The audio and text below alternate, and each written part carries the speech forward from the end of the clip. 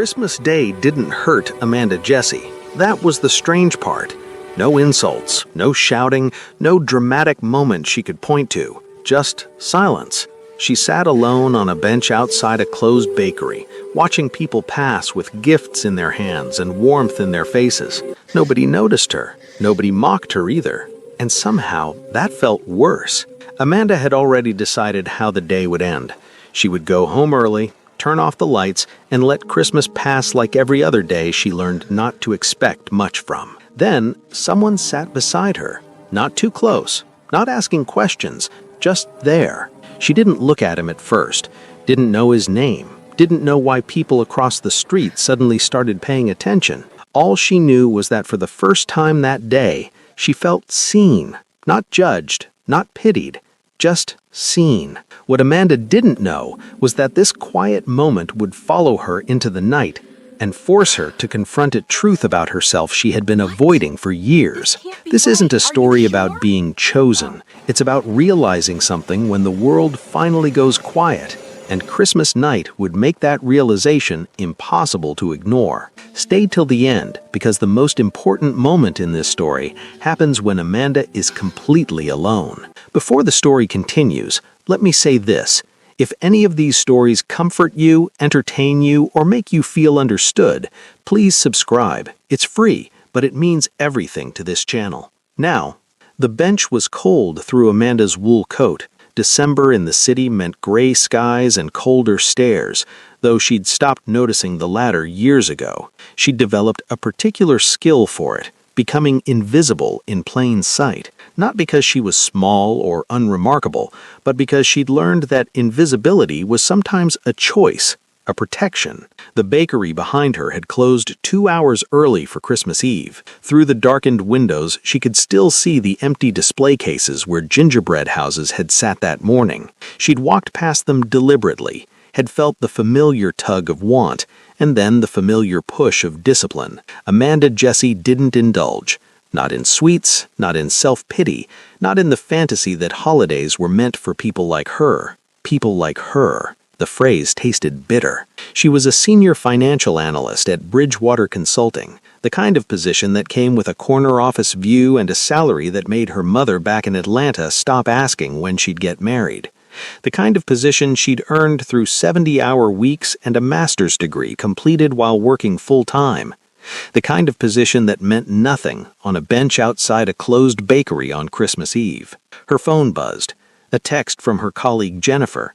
"Office party is amazing. Sure you can't make it?" Amanda had declined. Again. She always declined. That's when he sat down. She noticed the shift in atmosphere before she noticed him. The couple across the street stopped mid-conversation. A man walking his dog actually paused, stared, then hurried away. A car slowed and someone inside took a photograph before speeding off. Amanda turned her head slightly. He wasn't looking at her. He was looking at the same empty bakery window she'd been staring at, his profile sharp in the dimming afternoon light. Korean, she thought, though she immediately felt uncomfortable making the assessment. Mid-30s, maybe. Dark hair swept back from a face that seemed carved from something harder than flesh. He wore a black wool overcoat that probably cost more than her monthly rent, and beneath it she caught a glimpse of a crisp white shirt. No tie, but it was his stillness that struck her. He sat like Amanda imagined ancient statues sat, complete, contained, requiring nothing from the world around him. "They make good red bean pastries," he said, his voice carrying the faintest accent. "The bakery, when it's open." Amanda blinked. "I wouldn't know. You've been sitting here for 40 minutes. I assumed you were waiting for them to open." She turned to face him fully then. "You've been watching me for 40 minutes? "No." He met her gaze, and she saw his eyes were dark, almost black, and completely unreadable. "I'm watching the street. You happened to be in it." It should have felt like an insult. It didn't. "I'm not waiting for anything," Amanda said, surprising herself by continuing the conversation. "I'm just sitting. On Christmas Eve, outside a closed bakery, in the cold." "Yes." He nodded once, as if this made perfect sense. "I'm Un-woo." The name hung in the air between them. Across the street, the couple was still staring. A black car with tinted windows had appeared at the corner, idling. "Amanda." She didn't know why she offered it. "You don't want to go home, Amanda." It wasn't a question. She should have been offended by the presumption, but instead she found herself responding honestly. "No, neither do I." They sat in silence for several minutes. It wasn't uncomfortable. Amanda couldn't remember the last time silence with another person hadn't felt like a judgment, a waiting for her to be smaller, quieter, less. "The pastries are too sweet anyway," Unwoo said finally. "They use the cheap red bean paste." "You sound like you have opinions about pastries." "I have opinions about most things." He stood then, and she realized he was taller than she had expected, maybe 6'2", all lean angles under the expensive coat. "There's a tea house 6 blocks from here. It's open. The owner is Korean, makes proper hotek, not too sweet, adequate." He said adequate the way most people said excellent. "I don't drink tea with strangers," Amanda said. "We're not strangers. I'm Unwoo. You're Amanda. We both hate Christmas and have nowhere else to be." He paused. "And you've been sitting on that bench for 40 minutes in 20 degrees weather. I'm offering you hot tea and pastries. You can leave whenever you want." Amanda studied him. There was something off about this entire interaction, something her analyst brain was trying to flag. The couple watching, the idling car, the way he stood like someone accustomed to be obeyed. "Why?" asked Amanda. "Why what? Why invite a stranger for tea?" Unwoo tilted his head slightly, considering. "Because you're the first person I've seen all day who looks as tired of pretending as I am." The words hit something in her chest, a recognition so sharp it was almost painful. 6 blocks, Amanda said, "and I'm buying my own tea." Acceptable. Something that might have been amusement flickered across his face. The tea house was called Myeongdong Dreams, tucked between a dry cleaner and a shuttered bookstore. Inside it was warm and smelled of cinnamon and honey. The walls were decorated with traditional Korean fans and contemporary art, an odd mixture that somehow worked. There were only 3 other customers, all giving Unwoo a wide berth as they entered. The owner, an elderly Korean woman, greeted Unwoo with a bow that seemed both respectful and afraid. They exchanged rapid Korean, and I caught the word "sajangnim," boss. "You own this place?" asked Amanda, as they sat at a table by the window. "No, Mrs. Kang does. I own the building." "Ah." Amanda began to understand the atmosphere, the careful distance. Landlord. Something like that. The tea arrived. "Omija tea, 5-flavored tea," Mrs. Kang explained in halting English, setting down 2 delicate cups. Then came the hotuk, the Korean sweet pancakes crisp on the outside, steaming with brown sugar and nuts inside. Amanda took a bite. It was, as Unwoo had promised, adequate, which meant it was delicious. "You were right about the sweetness," she said. "I usually am. Confident. Accurate." He sipped his tea, watching her over the rim of his cup. "You work in finance." It wasn't a question, but Amanda answered anyway. "How did you know?" "The way you assessed me when I sat down. Risk calculation, threat assessment, cost-benefit analysis of speaking to a stranger. Your coat is expensive, but 3 years old. You bought it when you got a promotion and have maintained it carefully because you don't waste money on things that don't last. Your shoes are designer but practical. You dress for a conservative corporate environment but choose brands that suggest you don't care about impressing anyone." He paused. "And your nails." Amanda glanced down at her hands. Her nails were short, neat, unpolished. "You type constantly. Long nails would interfere, but you could afford a manicure. You choose not to because it's frivolous, and you probably work 80-hour weeks during quarter end. Finance, senior level, probably analyst or consultant." Amanda set down her tea carefully. "That's unnerving. You do the same thing. You've already assessed my net worth, my tailoring, and the fact that people are afraid of me. You've noticed the car that followed us here. You're wondering if you made a mistake coming here, but you're not scared. Should I be? Probably." He broke off a piece of hotuk. "But you're not the type to scare easily. You don't know me." "No." His eyes met hers again, and this time she saw something beneath the hard surface, a recognition that mirrored her own. "I know what it looks like when someone spends every day proving they don't need anyone. I know what it looks like when someone sits alone on Christmas Eve, choosing isolation over the exhaustion of pretending to belong. Amanda's throat tightened. That's quite an assumption. Is it wrong? She didn't answer.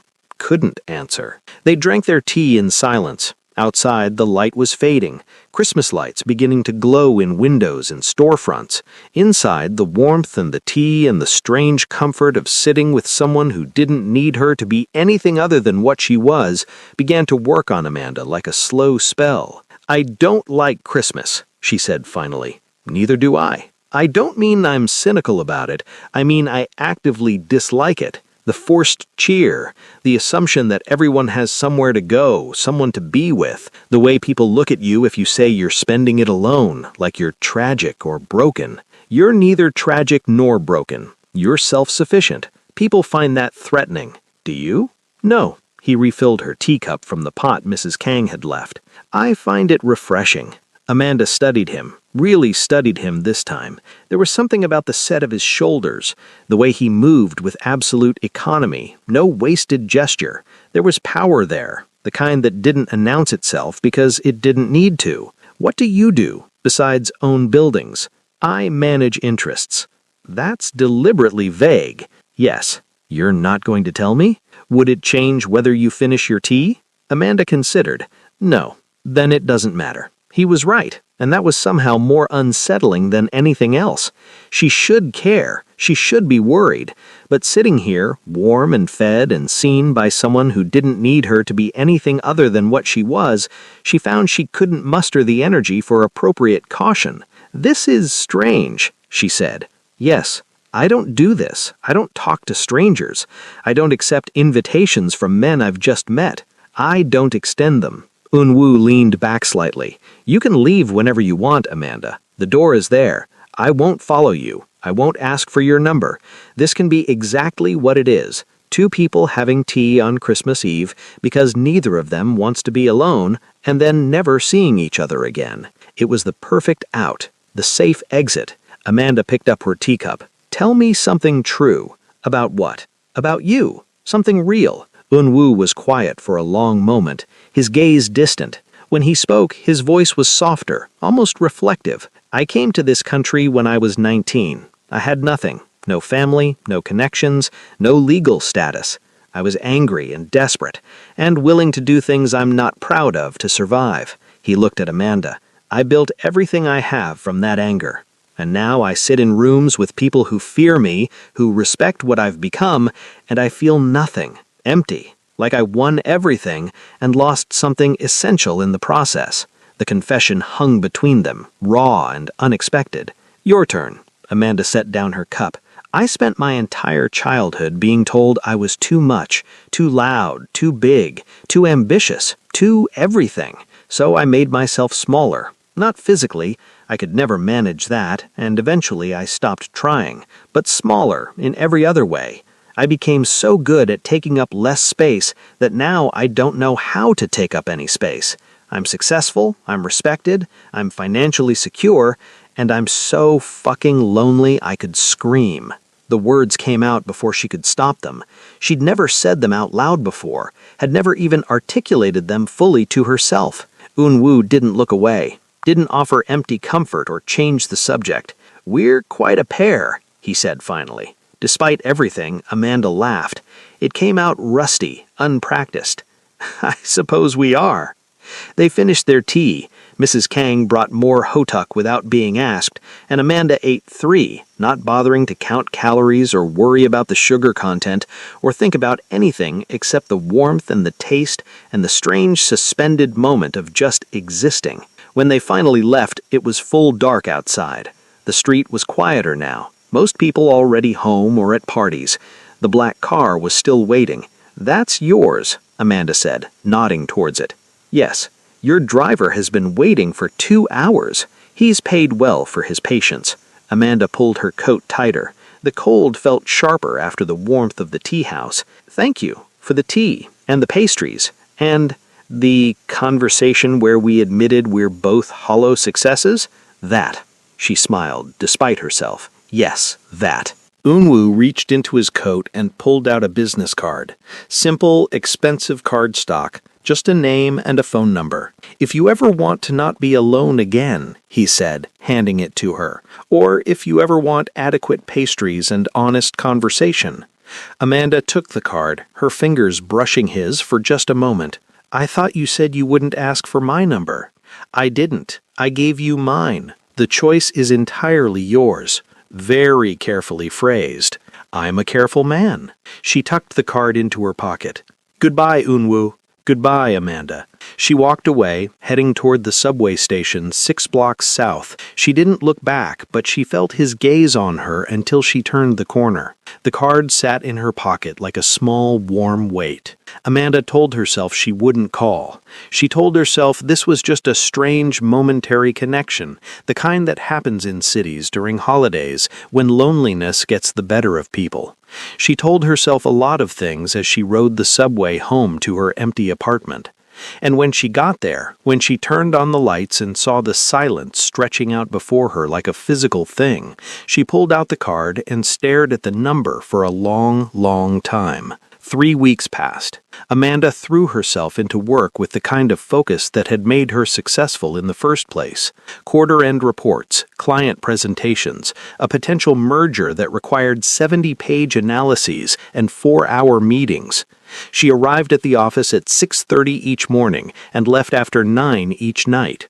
She did not call the number on the card. The card sat on her nightstand, visible every morning when she woke and every night when she turned off the lights. Sometimes she picked it up, ran her thumb over the embossed letters of Unwoo's name, but she never dialed. If you're watching from Lagos, London, or anywhere across the world, drop a comment and let me know.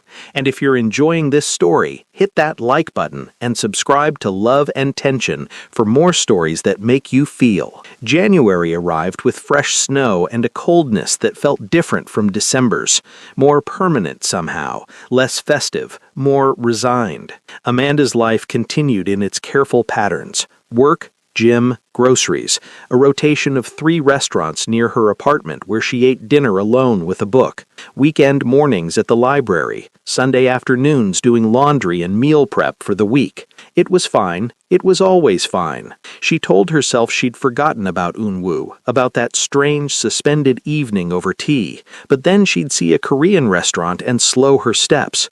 Or she'd be in a meeting assessing risk factors and calculating probabilities and remember his observation, "You work 80-hour weeks during quarter end." He'd been right about that. He'd been right about a lot of things.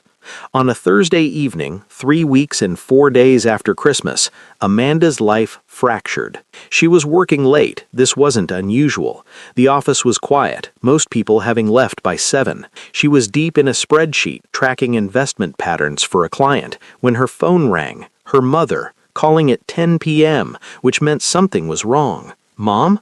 "Amanda." Her voice was tight, controlled in the way it got when she was trying not to cry. "It's your father. He's in the hospital. They think it's his heart." The world tilted. Her father, her quiet, steady father who had worked at the post office for 37 years, who paid for her college education with savings he'd accumulated over decades, who called her every Sunday to ask about work and never mentioned that she rarely called him first. How bad? They're running tests. Triple bypass, maybe. The insurance will cover some of it, but her mother's voice broke. "Baby, I don't know what we're going to do. The medical bills, the time off work I'll need to take." Amanda's analyst brain kicked in immediately, running calculations. Her parents' insurance had a high deductible, her father's medication costs. Her mother couldn't take unpaid leave. They needed her income. "I'll handle it," Amanda said, her voice steadier than she felt. "Mom, listen to me. I'll handle it. I'll get on a flight tomorrow." "Amanda, you don't have to." "Yes, I do." She hung up and immediately started calculating. Her savings could cover medical costs, but it would take everything. Her emergency fund, gone. The money she'd been setting aside for a down payment on a condo, gone. Years of careful financial planning, evaporated. It was worth it. Of course it was. But the fear that came with it was real and sharp. Amanda booked the flight, called her boss, sent emails rearranging meetings. She moved through the practical steps with mechanical efficiency, not letting herself feel anything yet. It was only when she was home packing a bag at midnight that she saw the card on her nightstand. She picked it up without thinking, stared at the number. Unwoo had said, "If you ever want to not be alone again."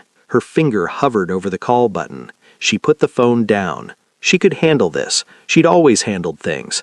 That's what she did. She solved problems, managed crises, stayed strong. She didn't need anyone. But God, she was tired of not needing anyone. Amanda picked up the phone again. This time she pressed call before she could talk herself out of it. It rang twice. "Amanda." His voice was the same, calm, certain, like he'd been expecting her call. "How did you know it was me? I only gave that number to one person." A pause. "What's wrong? What makes you think something's wrong? It's midnight on a Thursday. You're calling a number you've been staring at for 3 weeks, and your voice is different." Different how? Scared. She should have been offended. She wasn't. "My father's in the hospital. Heart problems. I'm flying to Atlanta tomorrow. I don't know why I called. I'm sorry. This was stupid." "No." His voice was firm. "It wasn't stupid. Where are you?" "Home. Packing. Give me your address." "Unwoo." "Give me your address, Amanda." She did. She didn't know why, but she did. "I'll be there in 20 minutes. "You don't have to." 20 minutes. He hung up. Amanda stood in her bedroom holding her phone, wondering what she'd just done. She could text him back, tell him not to come. She could be rational and self-sufficient and fine. Instead, she finished packing. He arrived in 18 minutes. Amanda buzzed him up, then stood at her door, suddenly aware that she was in sweatpants and an old Howard University t-shirt, her hair pulled back in a messy bun. She looked nothing like the composed woman from the tea house. The knock was soft. She opened the door. Unwoo stood in her hallway looking exactly as she remembered. Dark coat, sharp face, eyes that saw too much. He held 2 paper bags. "You haven't eaten," he said, walking past her into the apartment. "How could you possibly know that? You've been making travel arrangements and handling a crisis for 3 hours. You didn't eat." He set the bags on her small kitchen counter. "I brought soup, and those red bean pastries you pretended not to want." Amanda felt something crack in her chest. "You remembered. I remember everything you said." He unpacked containers of soup, still steaming. "Sit, eat, then tell me what you need." "I don't need anything. I don't know why I called." "Yes, you do." He pulled out a chair at her small table. "Sit, Amanda." She sat. He ladled soup into a bowl, something with vegetables and broth that smelled like comfort, set it in front of her with a spoon. Then he sat across from her, not eating, just watching. "I can handle this," she said, picking up the spoon. "I know you can. I've always handled things. I know. I don't need to be rescued. I'm not rescuing you. I'm sitting with you while you eat soup at midnight because your father is in the hospital and you're scared and tired of being strong alone." He leaned back. "There's a difference." Amanda's hands started shaking. The soup spoon clattered against the bowl. And then, without warning or permission, she was crying. Not delicate tears, but huge, gasping sobs that came from somewhere deep and locked away. Years of being strong, years of being fine, years of telling herself she didn't need anyone. Unwoo didn't move, didn't offer platitudes or try to fix anything. He just sat there, a steady presence in her small kitchen, and let her fall apart. When she finally stopped, she felt hollowed out and exhausted. "I'm sorry," she whispered. "Don't apologize for being human." She looked up at him. "Why did you come?" "Because you called. Because I know what it's like to carry everything alone. Because 3 weeks ago, you sat with me when I was tired of pretending." He pushed the soup toward her. "Eat, then sleep. I'll stay until your flight if you want, or I'll leave now if you'd prefer. But you're not alone tonight unless you choose to be." Amanda picked up the spoon. The soup was still warm. It tasted like someone cared, which was a flavor she'd almost forgotten. "Stay," she said quietly. "Okay." They didn't talk much after that. Amanda ate. Unwoo made tea in her small kitchen like he'd been there 100 times. She finished packing while Unwoo sat on her couch reading a book he'd pulled from her shelf, Beloved, Toni Morrison, one of her favorites. At 3 a.m., exhausted, Amanda finally admitted she needed to sleep. "My flight's at 10, she said. "I'll drive you." You don't have to. Amanda, he looked at her steadily. Stop telling me what you don't have to do. I'm here because I choose to be. Let that be enough. She nodded, too tired to argue. She went to her bedroom, changed into pajamas, climbed into bed. She expected to lie awake, anxious about her father, about the medical bills, about everything. Instead, she fell asleep in minutes, aware that in her living room, Eun-woo sat awake, a quiet guardian against the night. Eun-woo drove her to the airport in the same black car that had waited outside the tea house. In the early morning light, Amanda could see him more clearly, the fine lines around his eyes, the scar along his jaw that she hadn't noticed before, the way his hands rested on the steering wheel with absolute certainty. "You don't have a driver today," she observed. "No. Why not? Because this isn't business. This is personal." The word hung between them, significant. They rode in comfortable silence for several miles before Amanda spoke. "You never told me what you actually do." "No. Are you going to? Would you like me to lie?" "I'd like you to be honest. I manage certain operations. Import-export primarily, some real estate holdings, various business interests that require discretion and connections." "That's still vague." "Yes." He turned his attention back to the road. "I operate in gray areas, Amanda. Not quite legal, not quite illegal. The kind of business that keeps me wealthy and keeps me from sleeping well at night." "You're telling me you're a criminal." "I'm telling you I'm complicated." He paused. "Does it change things?" Amanda considered. She should be shocked, should demand to get out of the car. But she'd spent 3 weeks doing due diligence on the card in her pocket, and some part of her had already known. "No," she said finally. "I think I already knew you weren't entirely legitimate. People don't look at landlords the way they look at you. And you're not concerned? Should I be?" "Probably." He pulled into the airport departures lane. "But I've never lied to you, and I never will. That's all I can offer. Honesty about what I am." He parked, came around to help with her bag. In the bright morning light, the moment felt both ordinary and monumental. "Thank you," Amanda said. "For last night, for the soup, for staying. You don't have to thank me." "Yes, I do." She looked at him directly. "I haven't let anyone in for a very long time, Eun-woo. I don't know how to do this." "Do what?" "This. Whatever this is. Friendship.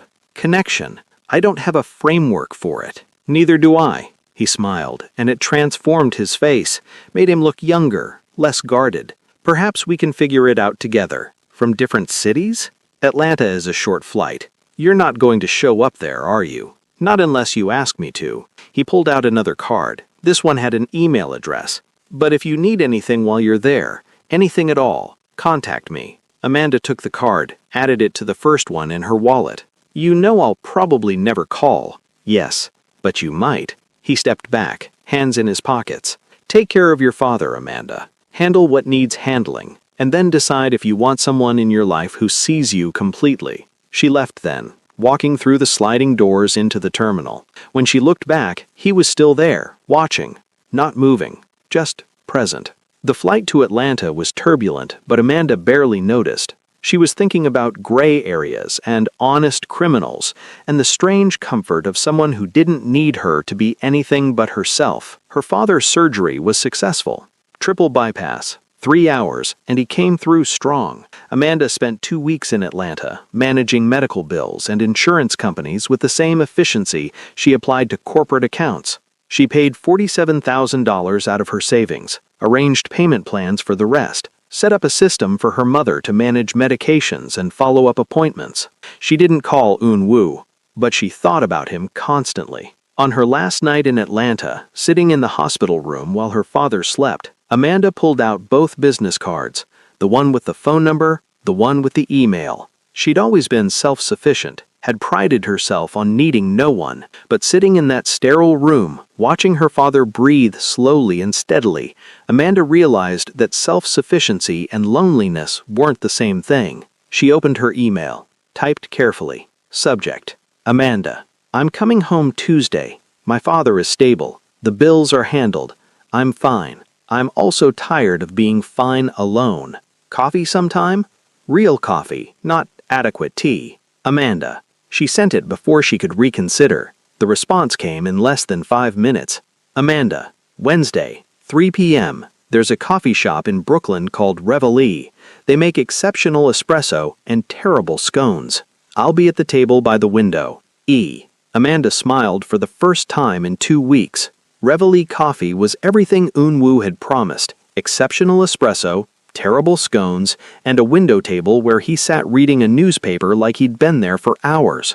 Amanda stood outside for a full minute, watching him through the glass. He looked different in daylight, less intimidating, more simply present. His coat was hung on the back of his chair. His shirt sleeves were rolled to his elbows. He was, she realized, the most contained person she'd ever met. She went inside. He looked up immediately, as if he'd been aware of her the entire time she'd been standing outside. "You're early," he said. "You're earlier." "I'm always early." He stood, pulled out her chair. "How's your father?" "Recovering. Frustrated that he can't go back to work yet." She sat, accepted the espresso he'd already ordered for her. "You remembered how I take my coffee. Light, no sugar. You mentioned it at the tea house." "I mentioned a lot of things at the tea house. I remember all of them." They fell into conversation easily, easier than should have been possible for two people who'd only met twice. Amanda told him about Atlanta, about her parents, about the strange comfort of being needed, even when being needed was exhausting. Eunwoo told her about a business deal that had gone wrong, about trust betrayed, about the particular exhaustion of managing an empire built on reputation and fear. "Do you ever want to walk away from all of it?" asked Amanda. "Every day." He stirred sugar into his third espresso. "But walking away isn't that simple when you've built everything from nothing. Where would I go? What would I do? I am my work. Amanda, without it, I'm not sure what remains." "A man who buys pastries for strangers and remembers coffee orders," she said.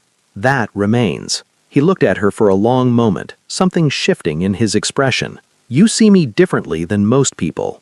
How do most people see you? Dangerous, powerful, useful, or threatening depending on their needs. And how do I see you? Like I'm a person, just a person." He set down his cup. "It's unsettling. Good unsettling or bad unsettling? I haven't decided yet." They stayed until the coffee shop closed at 9, talked about everything and nothing. Amanda found herself laughing at his dry observations about terrible coffee shop music and the couple 3 tables over having an obviously awkward first date. When they finally left, walking into the Brooklyn evening, Amanda felt lighter than she had in months. "Can I see you again?" Eunwoo asked, as they stood on the sidewalk. "Not in 2 weeks. Soon. I work late most nights." "So do I. We can work late together. I have an office with an excellent view. You can bring your laptop. We don't have to talk. Just not be alone." It was such a strange invitation. Such an honest one. "Friday, 7 p.m. Text me the address." "I will." He stepped closer, and for a moment he thought he might kiss her. Instead, he took her hand, held it briefly. "Thank you for coming today. Thank you for being here." She took the subway home, and the whole way she felt the ghost of his hand in hers. They fell into a pattern after that. Friday nights became their time. Sometimes they met at his office, a converted warehouse space in Red Hook with floor-to-ceiling windows overlooking the harbor. They'd work in companionable silence, the sound of typing and occasional comments about work the only interruption. Sometimes they met at restaurants, places Eunwoo knew that Amanda never would have found. Korean barbecue in Flushing, where the owner greeted him like family. A tiny Ethiopian place in Harlem, where they ate with their hands and Eunwoo told her about traveling through East Africa when he was younger. They never called them dates. Neither of them defined what this was. But it was something. Amanda felt herself changing in small ways. She accepted a lunch invitation from Jennifer at work. She took a Saturday off to visit a museum. She laughed more easily, felt less like she was performing competence, and more like she was simply living. "You seem different lately," her mother said during their Sunday call. "Lighter." "I've been working less," Amanda lied. "Or maybe you've been spending time with someone?" Her mother's voice held a knowing warmth. "Maybe," Amanda admitted. She still didn't tell anyone about Eunwoo. How could she? I'm spending time with a Korean man who operates in legal gray areas and whom people fear for reasons I don't entirely understand. It didn't translate well. But on Friday nights, when she sat in his office and he brought her tea without asking, and they existed together in easy silence, none of that mattered. It was a Friday in late February when things shifted. Amanda arrived at Unwoo's office at 7 as usual, her laptop bag over her shoulder, ready for their quiet evening of parallel work. But when she entered, she found him standing at his window, tension visible in every line of his body. "What's wrong?" she asked, setting down her bag. "A complication." He didn't turn around. "A business partner from Seoul is in town. He wants to meet tonight. Here." "Oh," Amanda picked up her bag. "I should go."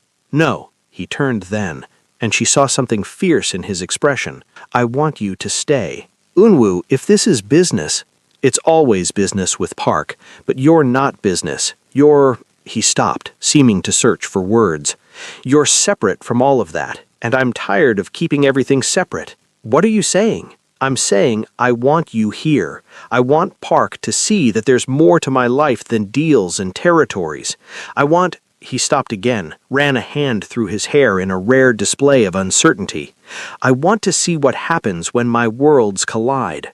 Amanda should have said no, should have maintained the boundaries they'd so carefully constructed, but looking at him, this man who was always controlled, always certain, now standing vulnerable in his expensive office, she found she couldn't.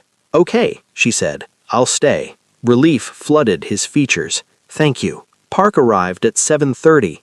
He was older than Unwoo, maybe mid-50s, with silver hair and a suit that probably cost more than Amanda's monthly salary. His eyes were sharp, assessing, and when he saw Amanda, they narrowed.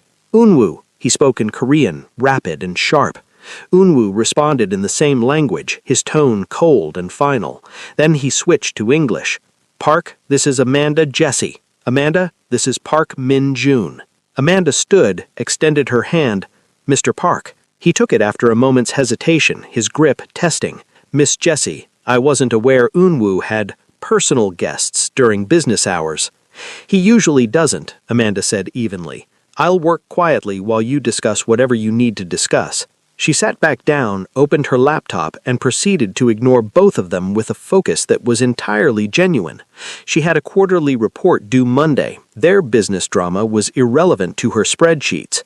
But she was aware of Park's frequent glances, of the tension in the room shifting from straightforward business negotiation to something else: assessment, judgment, power testing. The meeting lasted 2 hours. Amanda worked through it all, occasionally making notes, once getting up to refill her coffee without asking permission or acknowledging she was interrupting. Finally, Park stood to leave. "Unwoo, we'll continue this discussion later, privately." "No." Unwoo's voice was quiet, but absolute. "Amanda stays. If we continue this discussion, we continue it now, or we don't continue it at all." Park's expression darkened. "You're making a mistake. That's for me to decide. Is she worth jeopardizing our arrangement? She's not part of our arrangement.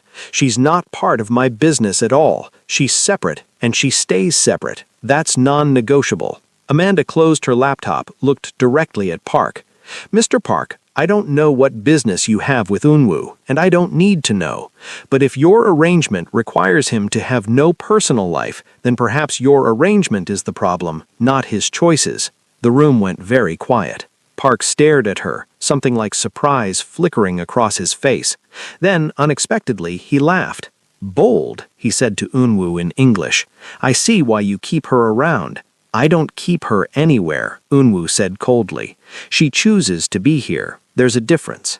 Park studied them both, and Amanda felt the weight of his assessment. Whatever he was looking for, he seemed to find it. "Very well," he said finally. "We'll proceed as discussed. Your personal life is your own, Unwoo, as long as it doesn't interfere with business." It won't.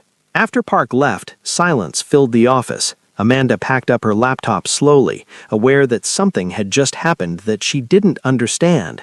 "I'm sorry," Unwoo said quietly. "I shouldn't have put you in that position. You didn't put me anywhere. I chose to stay." She looked at him. "Who is Park to you?" "A connection to Seoul, to resources I sometimes need, to a past I've been trying to leave behind." And did I just complicate your business relationship? No. He moved towards her, stopping a few feet away. You complicated everything else. Meaning I told one of the most dangerous men I know, that you're separate from my business, that you're not to be touched, not to be used, not to be part of any arrangement. Do you understand what that means in my world? Tell me. It means I claimed you, Amanda, not as property, not as possession, but as someone under my protection, someone who matters. It means if anyone in my sphere tries to hurt you or use you against me, they'll have to go through me first. Amanda's breath caught. You should have asked me first. Would you have said yes? She considered. I don't know. It's a lot. It is. He stepped closer. But I can't keep pretending you're just someone I have coffee with. I can't keep pretending that I don't think about you constantly, that I don't rearrange my Fridays around seeing you, that I haven't felt more like myself in the past 2 months than I have in years. Unwoo, I don't need to say anything. You don't have to feel the same way, but I needed you to know that when Park walked in here tonight, when he looked at you like you were a weakness he could exploit, I realized I'd burn down everything I've built before I let anyone hurt you. The words hung in the air between them, heavy with meaning. Amanda set down her laptop bag, took a step toward him, then another. That's terrifying, she said quietly. I know. I don't need protection. I've spent my whole life taking care of myself. I know that too. But I'm tired of taking care of myself alone. She looked up at him, this dangerous man with the careful hands and the quiet voice. I'm tired of pretending I don't feel this too. His expression shifted, hope and relief and something deeper. Amanda, don't make promises about forever. Don't tell me this will be simple. Just tell me you're here, now, real. I'm here. I'm real, and I'm terrified. Good. She reached up, touched his face, felt the sharp line of his jaw under her palm. I'm terrified too. When he kissed her, it wasn't soft or gentle. It was real and urgent, and tasted like two people who'd spent months being careful, finally letting go. His hands came up to frame her face, her fingers tangled in his hair, and for a long moment there was nothing but this. Connection, recognition, the relief of not being alone. When they finally broke apart, both breathing hard, Unwoo rested his forehead against hers. This changes things, he whispered. Everything changes things, Amanda whispered back. What do we do now? Figure it out as we go. Together. Together. He tested the word like it was foreign, precious. I like that. They stayed like that for a long time, wrapped together in his office overlooking the harbor, while the city lights sparkled below and the world continued spinning without them. February turned to March. Their relationship, for that's what it was now, explicitly acknowledged, developed its own rhythm. Amanda learned the geography of Unwoo's world, the warehouse district where he kept his office, the apartment in Tribeca where he lived, minimalist and expensive, full of windows and very little furniture, the restaurants where owners greeted him with respect, tinged with fear, the phone calls he took in Korean, his voice dropping to a register she'd never heard before, cold, commanding, absolute. She learned that he drank Omega tea when stressed, that he was left-handed, that he had a scar on his shoulder from a knife fight when he was 20, that he'd killed 2 men in self-defense and didn't sleep well because of it, that he donated anonymously to 3 different charities focused on immigrant services and youth programs. He was complicated, more complicated than she'd ever imagined, but he was also gentle with her, patient. He never pressed for more than she wanted to give, never asked her to be part of his business, never brought danger to her door. You keep me separate, she said one night, lying in his bed, her head on his chest, listening to his heartbeat. Yes. Why? Because you're the only pure thing in my life, Amanda, the only thing that isn't tangled in deals and obligations and violence. I need that. I need you to be separate. I'm not pure. I'm just a person. You're yourself, completely yourself, no performance, no persona, no armor. His hand traced patterns on her shoulder. Everyone else in my life wants something, position, money, protection, power. You just want to sit quietly and answer emails while I answer emails. It's the most honest relationship I've ever had. Amanda was quiet for a moment. what if I want more? She felt him tense beneath her. More how? I don't know yet, but keeping me separate from your life, it feels like you're ashamed of me. Never. He sat up, forcing her to look at him. Amanda, I'm not ashamed. I'm protective. There's a difference. Or maybe you're afraid. Of what? Of what happens when I see all of you, not just the man who buys me coffee and kisses me gently, the man Park was talking to, the man people fear, the man who killed people. Unwoo's expression shuddered. You don't want to see that man. How do you know what I want? She sat up fully, pulling the sheet around herself. You've decided I'm fragile, that I need protection from reality. But I'm not fragile, Unwoo. I've never been fragile, and I don't need you to sanitize yourself for me. This isn't about you being fragile. Then what's it about? He was quiet for a long moment. When he spoke, his voice was raw. It's about me being terrified that if you see all of me, you'll leave. And I can't... He stopped, collected himself. I can't lose you. I didn't know I could feel this until you, and now that I do, the thought of losing it is unbearable. The confession broke something open in Amanda's chest. So you'll keep me in a bubble, safe and separate and protected, but never fully with you? I don't know how to do this differently. Figure it out, because I don't want part of you, Unwoo. I want all of you, the danger and the violence and the complications. I want the man Park sees, the man your associates fear, the man who built an empire from nothing, not just the gentle version you show me. You say that now. I mean it now, and I'll mean it tomorrow. She took his face in her hands, made him look at her. I'm not going anywhere, but you have to let me in. Actually in, not just the parts you think I can handle. He searched her face, and she saw the war happening behind his eyes, fear and want, and the desperate hope that she meant what she said. Okay, he whispered finally. Okay, if you're still with me, I appreciate you. Leave a comment telling me what you think so far, and don't forget to subscribe to Love and Tension for more stories like this. The next Friday, Unwoo invited her to a meeting, not to observe quietly from the corner, but to sit beside him, to be acknowledged as his partner, not in business, but in life, which in his world amounted to the same thing. Amanda dressed carefully, professional but not corporate, strong but not aggressive. She'd learned the language of presentation years ago. Now she used it deliberately. The meeting was in a private room at a Korean restaurant in Koreatown. 5 men, all older than Unwoo, all watching her with varying degrees of suspicion and curiosity. Unwoo made introductions in Korean, then in English. This is Amanda Jessie. She's with me. The phrase was simple. The meaning was not. They talked business. Import schedules, payment structures, territory disputes in Seattle that needed resolution.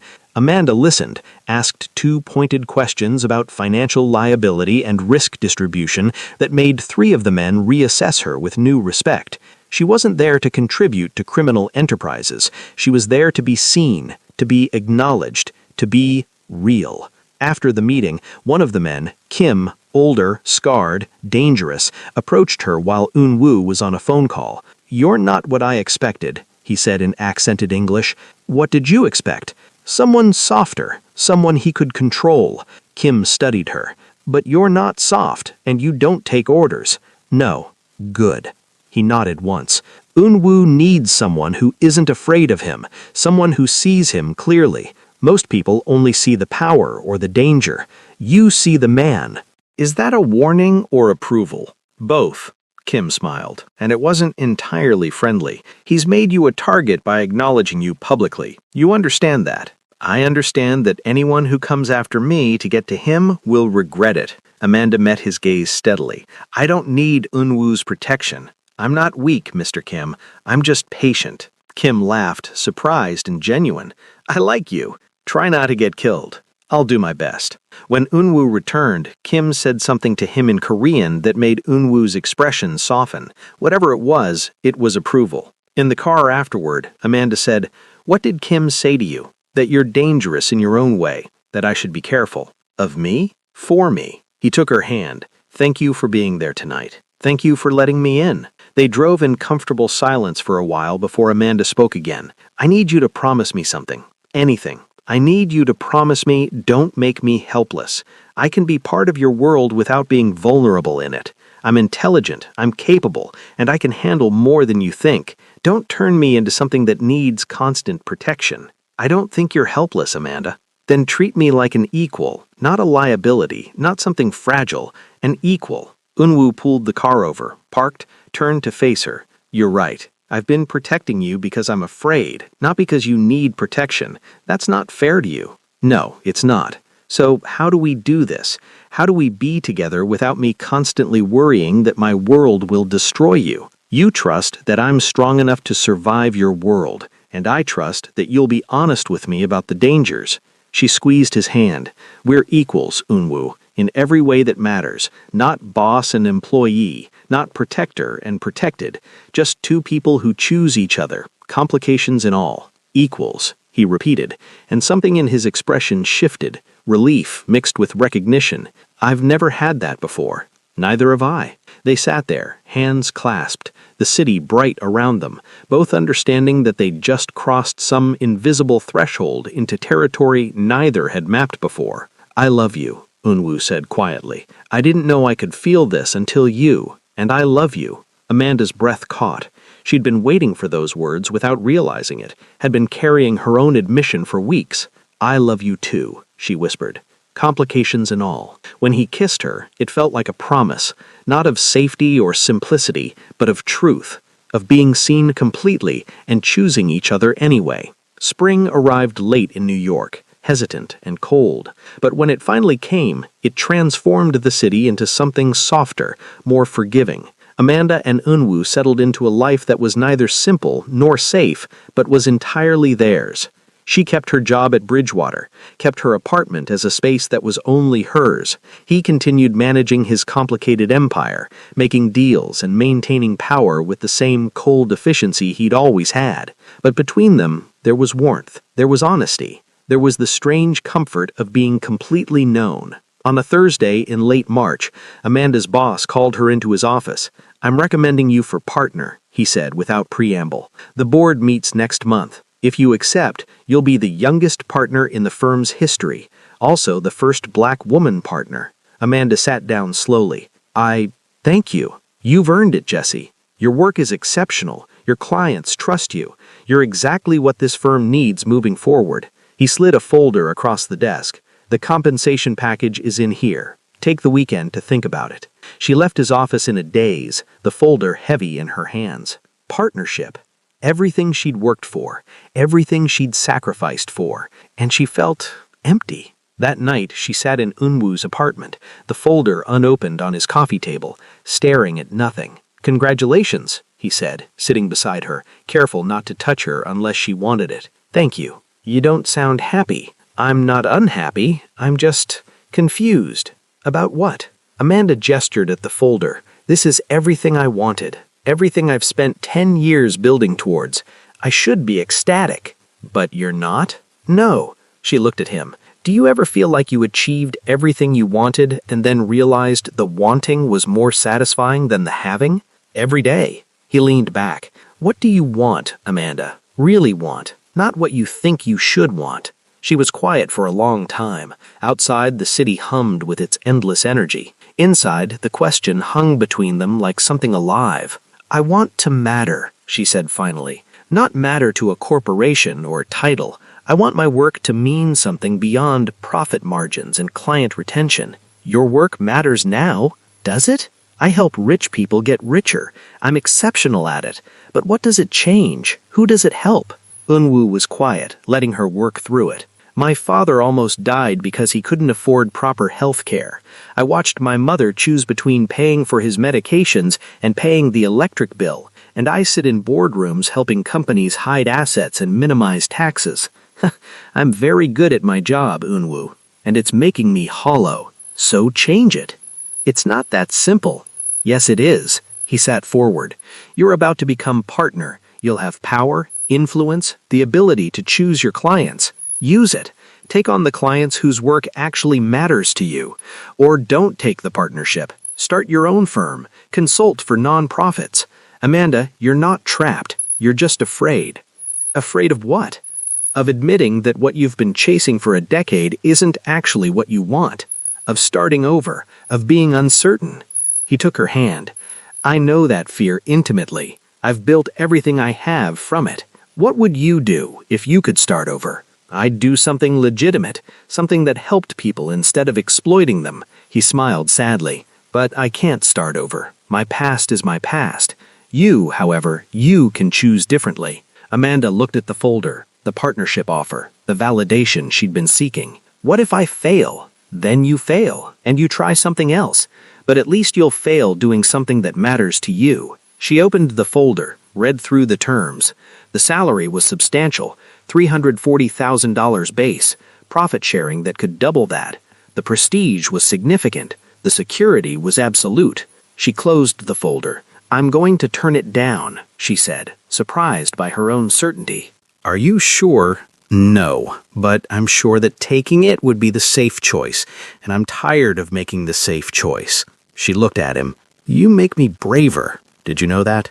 You were always brave. You're just starting to believe it. Maybe. She set the folder aside. I need to figure out what I actually want. Not what I think I should want. What I want. Take your time. Figure it out. I'll be here. Promise? Promise. He pulled her close, and she let herself be held, let herself be uncertain, let herself be in the process of becoming something new. Amanda turned down the partnership. The decision shocked her colleagues, disappointed her boss, and confused her mother. But when she said the words, I need to do something that matters more, she felt lighter than she had in years. She gave notice, worked her final month with the same excellence she'd always brought, and on her last day, she walked out of Bridgewater Consulting with no plan, no safety net, just the strange exhilaration of free fall. Yoon-woo took her to dinner that night at a tiny restaurant in Queens that served the best Korean food she'd ever tasted. To new beginnings, he said, raising his glass. To not knowing what comes next, she countered. Even better. They drank, ate, laughed. Around them, families celebrated birthdays and anniversaries. Normal people living normal lives.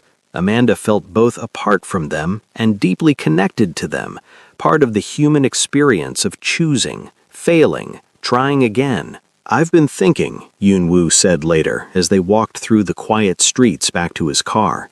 Dangerous habit. I want to do something legitimate, something legal. I've been setting up the structure for months, transferring operations to people I trust, liquidating certain assets, establishing clean businesses. Amanda stopped walking. You're leaving your organization? Not entirely. Some things can't be unwound. But I'm transitioning out, moving toward legitimate holdings, real estate development, import-export that doesn't require discretion. He looked at her. It'll take time, maybe years, but I want to build something I'm not ashamed of. Because of you? Because of you? Because of myself? Because I'm tired of being afraid of my past catching up. He took her hands. I'm 36 years old, Amanda. I've spent half my life building power I don't want. Maybe it's time to build something else. What if your organization won't let you go? Then I'll handle it. But I'm choosing this, choosing differently. You inspired that. She kissed him then, there on the quiet street in Queens, tasting possibility and fear and hope all mixed together. Months passed. Summer turned to fall. Fall turned to early winter. Amanda started her own consulting firm, small and selective. She took on 3 clients, a hospital system developing a new payment model for uninsured patients, a nonprofit creating affordable housing, and a cooperative of immigrant workers pooling resources. The money was less, the hours were longer, the satisfaction was immense. Yoon-woo continued his slow transition, methodically dismantling the more problematic aspects of his empire while building legitimate alternatives. It was delicate work, dangerous work, but he moved through it with the same careful certainty he brought to everything. They built a life together that was messy and complicated and real. Some nights Amanda stayed at his place, some nights he stayed at hers. They never moved in together. Both valued having their own space too much, but they built rituals, Sunday morning dim sum, Wednesday evening runs along the East River, Friday nights working in comfortable silence. They fought sometimes about her taking on too many clients, about him not fully leaving his past behind, about what commitment meant, and whether they needed to define it. But they fought honestly, never walking away, always coming back to the central truth. They chose each other, daily, deliberately. And then December arrived, Christmas approaching like a deadline neither of them wanted to acknowledge. On Christmas Eve afternoon, Amanda found herself sitting on the same bench outside the same bakery she'd sat a year ago. It was deliberate, a pilgrimage of sorts, an assessment of how far she'd come. The bakery was open this year. Through the window she could see families buying gingerbread houses and red bean pastries. The display cases were full, cheerful, inviting. She didn't go in. Instead, she sat, watching the street, thinking about the woman who'd sat here 12 months ago. That woman had been so tired, so empty, so convinced she didn't need anyone. "You're early." Amanda looked up. Yoon-woo stood there, 2 cups of coffee in hand, wearing the same dark coat he'd worn that first day. "You said to meet you at the tea house at 5. "I did. It's only 4. He sat beside her, handed her a coffee. "But I had a feeling you'd come here first." "Am I that predictable?" "No, but I've known you." He sipped his coffee. "What are you thinking about?" "Last year. How different everything is. Better or worse?" "Different," she said honestly. "I was so sure I had it figured out last year. I knew who I was, what I wanted, how to survive. I had control. And now? Now, I have no idea what I'm doing half the time.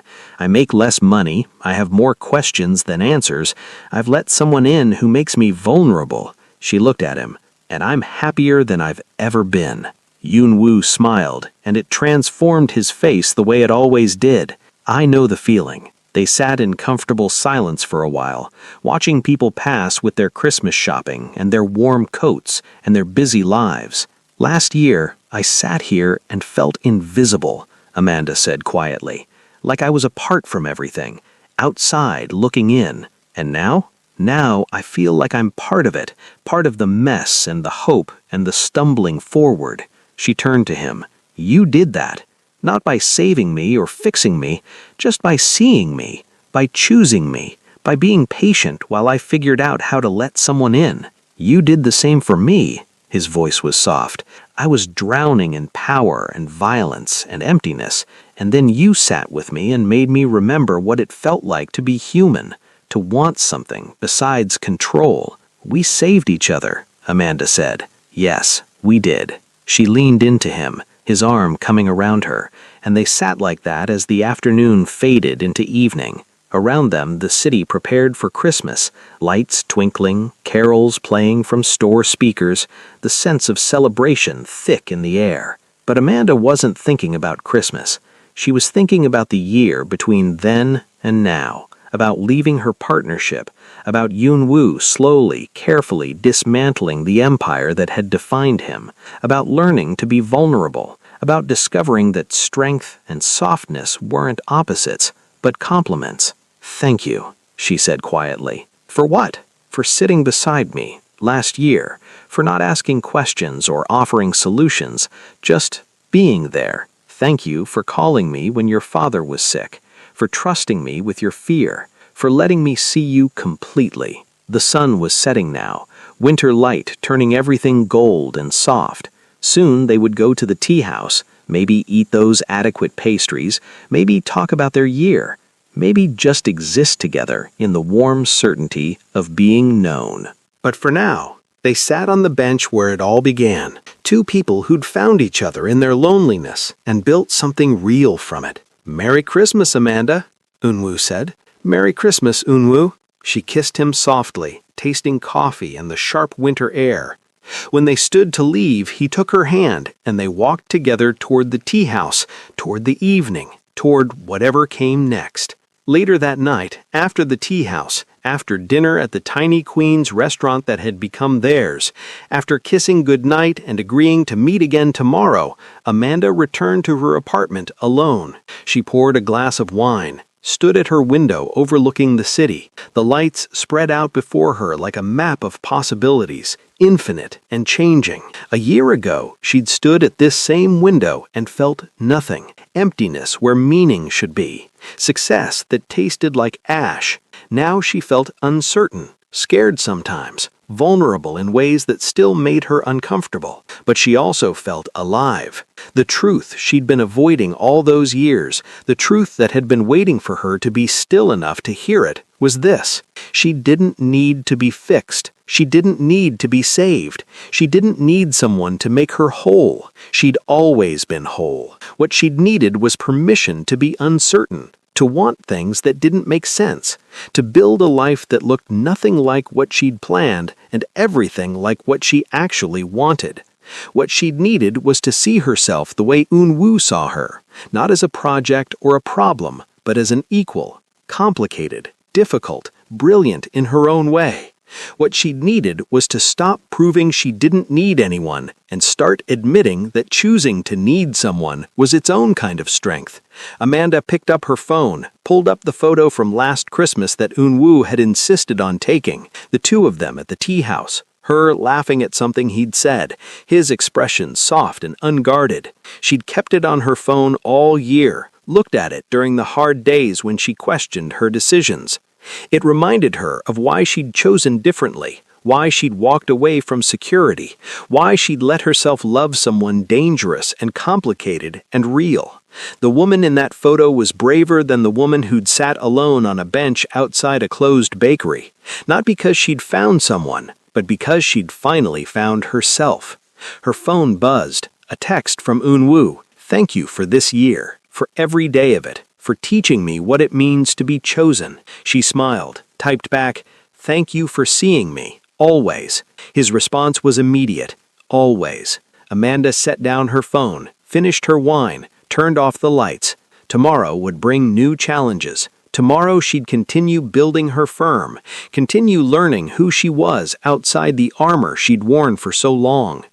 Tomorrow, Eun-woo would continue his careful extraction from the world that had defined him, continue becoming someone he could be proud of. Tomorrow, they'd both keep stumbling forward, imperfect and uncertain. But tonight, Christmas night, Amanda stood in the dark and felt something she hadn't felt in years: peace. Not the peace of arriving, but the peace of being in motion towards something true. She'd learned the most important lesson of all. You don't need someone to save you. You just need someone willing to walk beside you while you save yourself. And sometimes, if you're very lucky, you find someone who's walking the same path. Someone who sees you completely, someone you choose and who chooses you back. Amanda crawled into bed, still feeling the ghost of Eun-woo's hand in hers, still tasting the winter air and the coffee and the strange, perfect rightness of choosing to be vulnerable. She didn't dream of being saved. She dreamed of walking forward, hand in hand with someone who understood that strength comes in many forms, that power isn't about control, that love isn't about completion, that sometimes the bravest thing you can do is admit you don't have to do everything alone. Outside, the city kept breathing, kept moving, kept offering up its endless possibilities. And inside, Amanda Jessie, no longer invisible, no longer performing, no longer afraid of taking up space, slept deeply for the first time in longer than she could remember. The Christmas lights across the street cast patterns on her ceiling, shifting and gentle, like the quiet promise of morning. Everything had changed, and everything was exactly as it should be. The end. Thank you for staying until the end. This story isn't about grand rescues or dramatic transformations. It's about two people recognizing each other's humanity and choosing to walk forward together, complications and all. If this resonated with you, please like this video and subscribe to Love and Tension for more stories that explore the quiet, powerful moments that change everything. Leave a comment below and tell me, what truth have you been avoiding that you're finally ready to face? I read every comment.